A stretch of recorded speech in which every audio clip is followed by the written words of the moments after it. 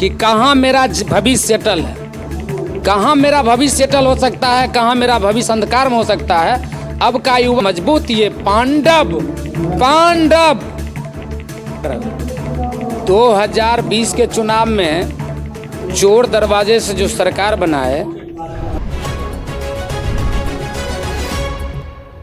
आज के दौर में सभी कोई अपने अपना रेस लगा रखे हैं।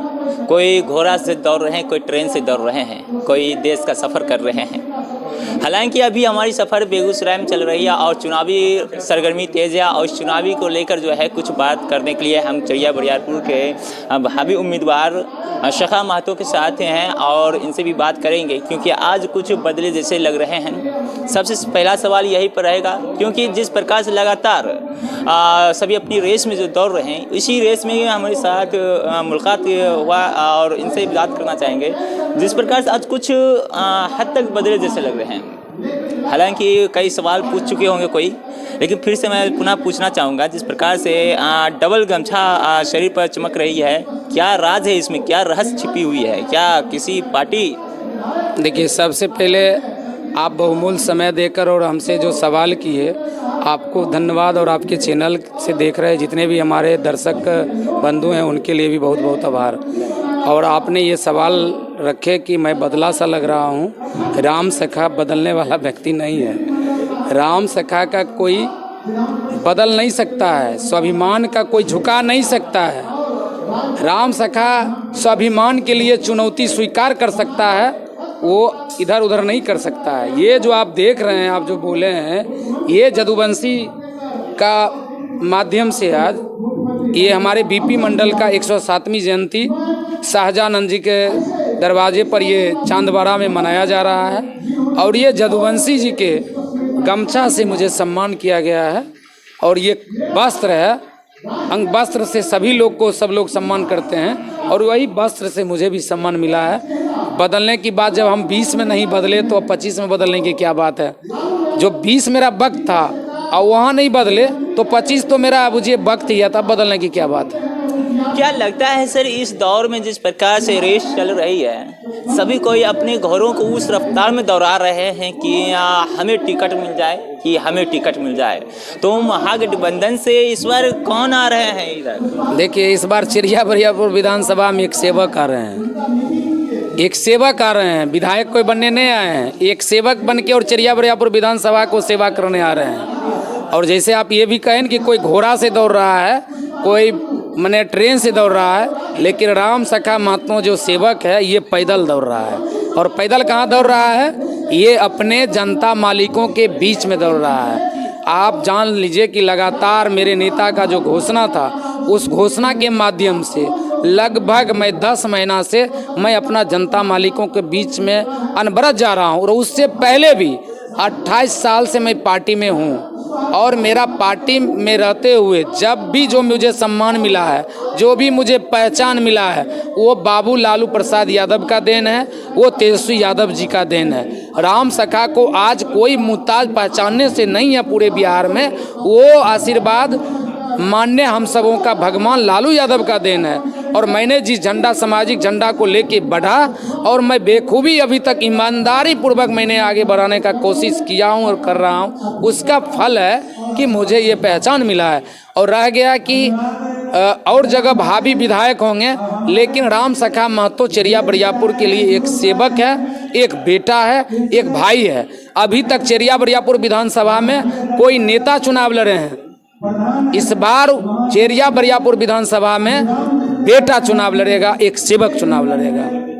तो जिस प्रकार से आप देख रहे हैं कि किस प्रकार से अपनी बातों को रखे और काफ़ी शानदार तरीक़ा से रखे हैं, जो कि बोल रहे हैं कि इस बार जो है कोई नेता नहीं, एक बेटा, एक सेवक, एक भाई यहाँ चुनाव लड़ेंगे।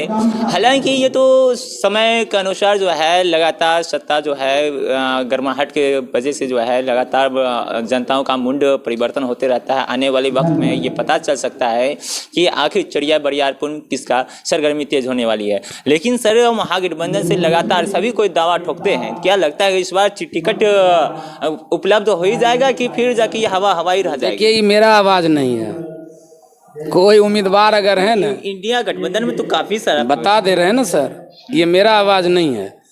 कोई अभी उम्मीदवार होंगे न, एगो ड्राइवर लेके वो अपने में गाड़ी में बैठ के और पटना जाते होंगे, क्षेत्र जाते होंगे। ये आवाज़ चरिया बरियापुर जनता और कार्यकर्ता का आवाज़ है कि इस बार रामसखा महतो चुनाव लड़ेगा। आप जाइए ग्राउंड पर पता कीजिए। कोई हम नहीं है कि अब गाड़ी में 7 सीटर होता है, उसमें एक ड्राइवर और एक अपने सिवा उनको आदमी नहीं मिलता है। आराम से कहा कि इतना कार्यकर्ता मैंने सिंपैथिक है, इनके पास गाड़ी उपलब्ध नहीं होता है। अंतर यही है चेरिया बरियारपुर में। तो इस बार चेरिया बरियारपुर में एक एक कार्यकर्ता चुनाव लड़ेगा, एक एक वहाँ भाई चुनाव लड़ेगा, एक एक बेटा चुनाव लड़ेगा। रामसखा महतो नहीं लड़ेगा। रामसखा एक सेवक के रूप में काम किया है और 2025 के बाद भी सेवक के रूप में काम करेंगे। तो राम सेवक से एक सवाल रहेगा जो कि अहम सवाल रहता है, हर एक जनता को ये जो जानने का हक रहता है सर, जिस प्रकार से अगर आपकी यहाँ सत्ता आती है, आप अगर जीतते हैं तो सर्वप्रथम जनता के बीच में क्या काम करेंगे? उससे पूर्व यहाँ जो जनता के बीच में जो जा रहे हैं, क्या मुद्दा पर लड़ाई करेंगे इस बार चुनाव? देखिए मुद्दा साफ है, मुद्दा साफ है कि इस बार 2020 के चुनाव में चोर दरवाजे से जो सरकार बनाए, जहां पर मेरा कम मार्जिन से हमारे उम्मीदवार जीते थे, 10 से 15 प्रशासन के बल पर, शासन के बल पर बैलेट पेपर को रद्द कर, और जहां पर 200, 400, 500 चुनाव जीते हमारे इंडिया गठबंधन के साथी, उनको ये हराने का काम किया। इस बार बिहार की युवा सबसे पहले ठान लिए हैं कि तेजस्वी यादव को मुख्यमंत्री बनाना है। तो युवा का प्रतिशत को 50% और 50% में कोई भी अभिभावक माता है, तो जिनके साथ युवा हो जाए तो जान लीजिए सेनापति के साथ अगर सेना साथ चलने लगेगा तो लड़ाई तो स्वतः है कि हम लोग जीतेंगे। सेनापति के साथ, हमारे सेनापति में हमारे इंडिया गठबंधन में राहुल गांधी जी हैं, तेजस्वी यादव जी हैं, डी राजा जी हैं, दीपेंद्र भट्टाचार्य हैं, मुकेश सहनी हैं। ऐसा मजबूत ये पांडव और पांडव का कोई हरा नहीं सकता है। ये पांडव अपना रथ लेके आगे बढ़ गए हैं। जनता बिहार का युवा उनको साथ है। मुद्दा यही है कि हमारे बिहार में बहुत पलायन हो रहे हैं। मुद्दा यही है कि ये स्वास्थ्य, शिक्षा और रोजगार की मुद्दा है। हमारे तेजस्वी यादव ने 2020 में उन्होंने घोषणा किया था कि जब हम मेरा सरकार बनेगा 10 लाख लोगों को नौकरियां देंगे। वो उनका सरकार नहीं बन पाया। चोर दरबार से नीतीश कुमार जी सरकार बनाए। लेकिन जब हमारे गठबंधन में फिर आए चाचा जी, तो जो 17 साल में नहीं किए हमारे तेजस्वी यादव जी 17 महीना में किए। आज तक कोई स्वास्थ्य मंत्री नहीं है कि 12 बजे 2 बजे रात में उतना बड़ा ठंडी में कोई हॉस्पिटल जाके। काम क्या होगा सर? सबसे पहला होगा कि हमारे युवाओं को रोजगार देना है और माँ बहनों को सम्मान देना है। जो सम्मान के माई बहन मान योजना के तहत हम लोग जो अभी हर घर चौखट पर जा रहे हैं, 2500 का महीना हर माँ बहनों का मिलेगा। और जो नीतीश कुमार जी 400 से 1100 किया है, हमारे वृद्ध पिता को जो वृद्धा पेंशन मिलता है या वृद्ध माता को, उनको 1500 करेंगे। और 1500 के बाद हर एक वर्ष पर 200 बढ़ा के उनको भी 2500 करेंगे। और युवाओं के लिए रोजगार मिलेगा।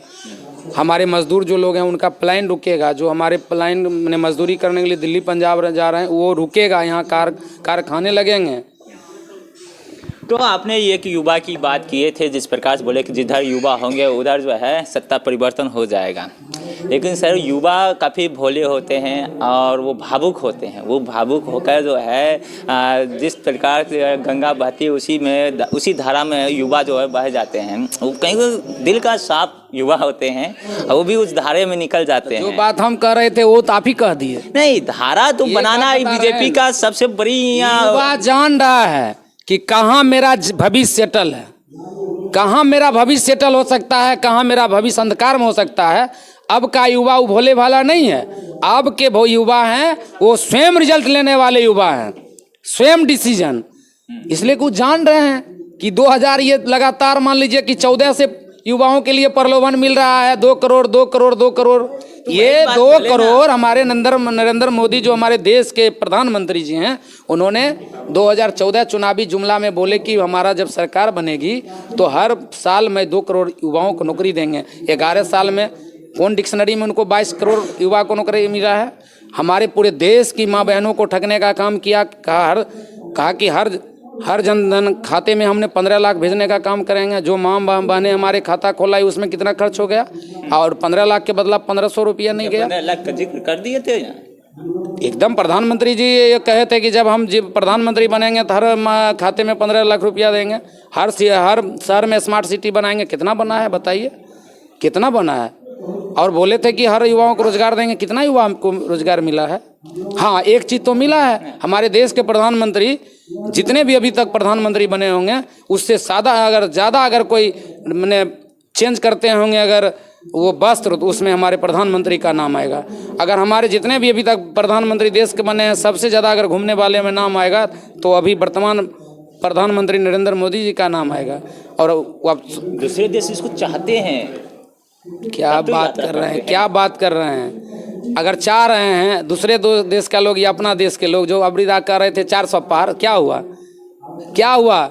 जितना भी मान लीजिए कि जो बहुमत में सरकार बनाए 2019 में, अगर ये जनता के लिए काम कर रहे थे तो क्यों अभी गठबंधन में सरकार है? क्यों बाबू चंद्र नायडू और नीतीश कुमार के पाँव के तले एकदम खड़े हैं सरकार बना के? क्यों? जनता ने उनको लताड़ा है। और देख लीजिएगा आने वाला 30 में राहुल गांधी जी प्रधानमंत्री बनेंगे और अभी बिहार के मुख्यमंत्री श्री तेजस्वी यादव जी बनेंगे, क्योंकि हर युवाओं को उन पर चाहत है। तेजस्वी यादव ही एक अभी बिहार का एक ऐसा युवा नेता है जो बिहार को आगे ले जा सकता है, और कोई नेता नहीं है, सब जुमला है नेता। तो देख लिए आपने क्या जितने भी बात सुने हैं, क्या इसमें सच्चाई है, क्या इसमें गलत है, ये डिसाइड आप कीजिए। लेकिन एक सवाल रही, 15 लाख अगर पहुंच गया तो मैसेज हमें भी कहें, अगर 2 करोड़ रोजगार मिला है तो मैसेज करें। इस पर भी हम खबर बनाएंगे। हालांकि कुछ लोगों को बुरा लगेगा, इस पर माफ़ी चाहता हूँ, लेकिन सच्चाई जो है सच्चाई है। नमस्कार, आप देख रहे थे इंडिया टाइम्स। फिर मिलेंगे एक नई वीडियो के साथ, तब तक के लिए इजाज़त, धन्यवाद।